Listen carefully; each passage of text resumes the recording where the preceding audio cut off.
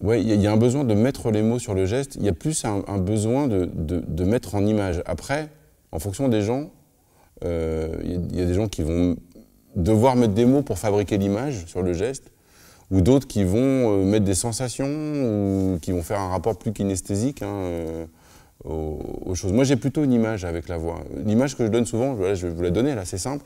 L'image que je donne souvent, c'est que je prends souvent le bâton de GRS, de la gymnastique de GRS, là, cette espèce de bâton avec un grand volant, comme ça, un grand tissu ou un grand fil, et qui est quelque chose comme ça qui est très volatile.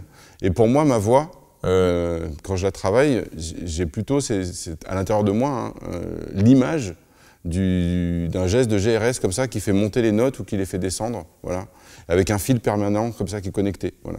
Et c'est par exemple une image que je donne à certains élèves, je leur propose, et puis il y en a, ils inventent autre chose, quoi. Après, ça devient parfois un animal pour eux, ou parfois, pour eux, c'est plutôt quelque chose de l'ordre du poids. Ils ont plutôt une impression soit de tomber, soit de s'envoler. Enfin, ils sentent, voilà, je crois que chacun, c'est assez passionnant, j'ai pas fait du tout un répertoire de tout ce que mes élèves pouvaient me dire comme imaginaire autour de ce geste-là, de ce geste intérieur, mais je trouve que ce sera assez intéressant, quoi. Il y a des choses vraiment super.